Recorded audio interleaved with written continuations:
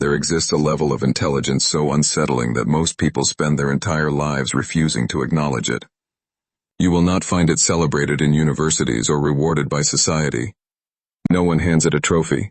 No one even names it correctly. This intelligence does not announce itself. It does not perform. It simply watches. It sits behind quiet eyes and measures everything: the words people choose, the pauses between sentences, the emotions people perform versus the ones they actually feel. It sees through social masks, rehearsed personalities, and carefully constructed illusions that most people mistake for reality. And here is what makes it truly terrifying. Once your mind reaches this level of perception, once you begin seeing the hidden wiring beneath human behavior, there is absolutely no returning to comfortable ignorance. The switch flips only one direction. What you see cannot be unseen. That need is the blindness itself. Look around any room, any debate, any comment section, and you will find people performing intelligence like it is a costume they put on each morning. They have memorized enough quotes to sound profound, enough theories to seem deep, enough terminology to pass as thinkers. But memorization is not intelligence. It is theater. These people collect knowledge the way others collect trophies, not to understand truth, but to be seen understanding it. Watch closely and the pattern becomes obvious. They are not listening when you speak. They are waiting, rehearsing their next line, desperate to insert something that sounds impressive. Real intelligence does not behave this way. It does not need the room to notice it. It does not hunger for applause or validation. They either awaken to something they cannot name, or they attack what they cannot control. It does not raise its hand to be recognized or sharpen its tongue to win arguments. It simply watches. And in that watching, it sees everything others are too distracted to notice.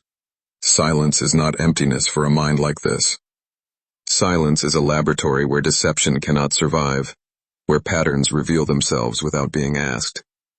While others argue over conclusions, true intelligence is already 3 layers deeper, studying why the argument exists at all. It listens more than it speaks, and when it finally does speak, the words do not entertain. They cut. They land somewhere uncomfortable and stay there. This is precisely why true intelligence walks alone, and under that quiet, unblinking observation, the performance dissolves, the applause fades, and nothing remains but the hollow architecture beneath. Watch closely, and you will see it everywhere. The intellectual showman who dominates every conversation, the philosopher who performs wisdom like theater, the debater who mistakes volume for depth. They all orbit the same gravitational center: approval. They quote Nietzsche, Aristotle, and Dostoevsky not to understand them, but to borrow their authority, wearing dead genius like a costume stitched from insecurity. They surround themselves with mirrors, endlessly reflecting their own image back, never once looking through a window at something larger than themselves. But here is where false intelligence collapses. When confronted with raw, unperformed awareness, it has no defense. Memorized intelligence is a script, and scripts fail when the scene changes unexpectedly. But what they are witnessing is not the absence of feeling. It is mastery. It does not flinch at uncomfortable emotions, but it does not drown in them either. It can dissect grief like a surgeon, examine love like a scientist, and still feel both completely. It loves without surrendering its vision, forgives without erasing the lesson, and grieves without losing its footing. This is not detachment. This is discipline at its highest form. It does not need to overpower other people because it has already conquered something far more difficult: its own impulses. Every reaction is filtered. Every feeling is examined before it becomes action. It separates what is real from what is constructed, what is signal from what is noise, what is truth from what is performance. To those who have never experienced this level of self-command, it looks cold, even inhuman. This is precision, cold, complete, and permanent. The air changes, conversations slow. People begin adjusting their posture without knowing why. There is no announcement, no performance, no signal. Yet everyone feels it, that quiet, unsettling sense of being seen completely. This intelligence does not scan for information. It reads the architecture beneath behavior. It notices what people emphasize, what they avoid, And the half-second pause before a rehearsed answer. Laughter becomes nervous. Stories become slightly too polished. People begin performing versions of themselves they believe will survive scrutiny. This is where awareness becomes a prison. The more clearly you see, the less you belong. You stop laughing at jokes built on illusion, stop nodding at promises constructed from denial, and stop finding comfort in crowds that worship distraction. What once felt like connection now feels like performance, and you can no longer pretend otherwise. You begin noticing manipulation threading through everything, through advertising designed to manufacture desire, through kindness that carries hidden conditions, through political language engineered to pacify, and even through love that is really just ownership wearing a softer name. The patterns become impossible to unsee, and here is what makes it dangerous. Most people do not want truth. They want comfort wrapped in familiar language. When you stop offering that comfort, when you refuse to participate in the shared illusion, you become a threat to the entire system built around it, and quietly, devastatingly awake, not out of cowardice, but out of survival. It has seen what happens when it speaks too plainly, when it reveals too much, when it forgets that most people do not want truth, they want confirmation. So it wraps its observations in irony, buries its conclusions in metaphor, and lets the world believe it is harmless. Society has never celebrated its sharpest minds while they still breathed. Socrates was poisoned. Nikola Tesla died broke and alone. It does not decide to move. It simply moves, like inevitability wearing a human face. Most people exist at the lowest tier, trapped inside reaction and emotion, responding to the world like a mirror rather than a mind. They feel, they flinch, they follow. A smaller number rise above this, reaching the level of strategy and perception, where patterns begin to replace impulse and calculation replaces feeling. But beyond even that lies something almost inhuman. A level that cannot be taught in any classroom, cannot be studied in any book, and cannot be handed to anyone. It must be survived. The mind that finally reaches this altitude no longer thinks in words or processes the world through emotion.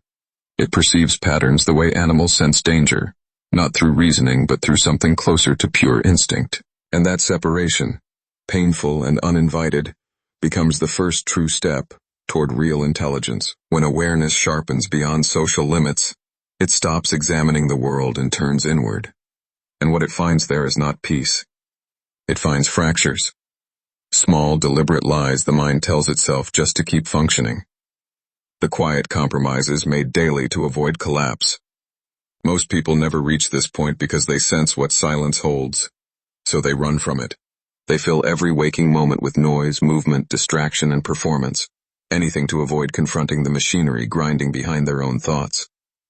They mistake busyness for purpose and stimulation for meaning. But the mind that cannot be distracted eventually arrives somewhere it did not choose. Isolation. Society is not designed to tolerate this kind of mind.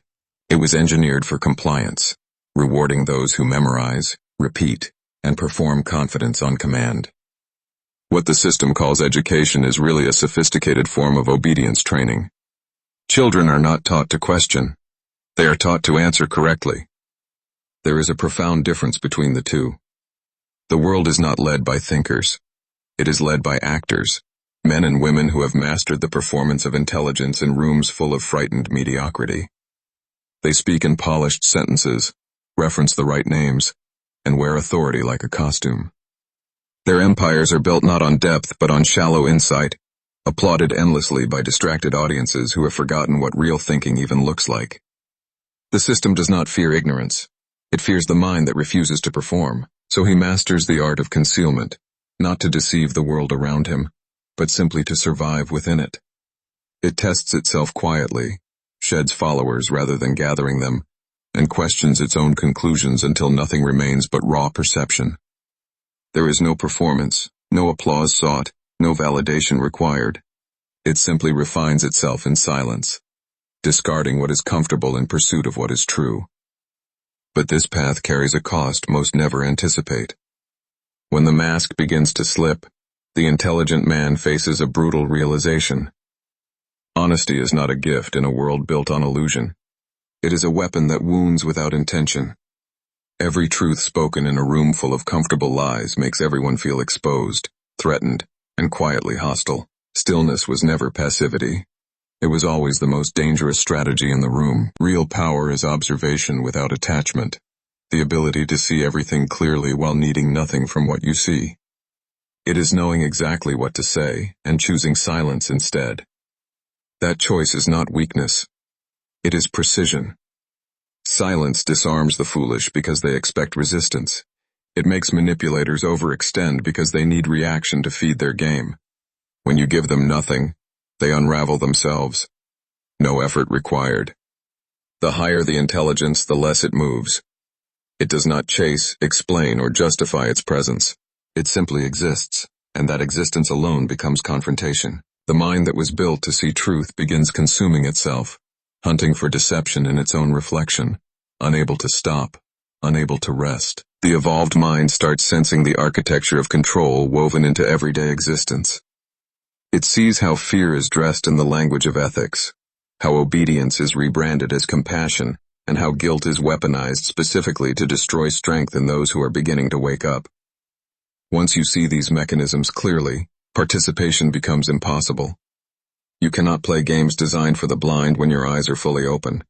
But the real danger does not live outside you. It lives within.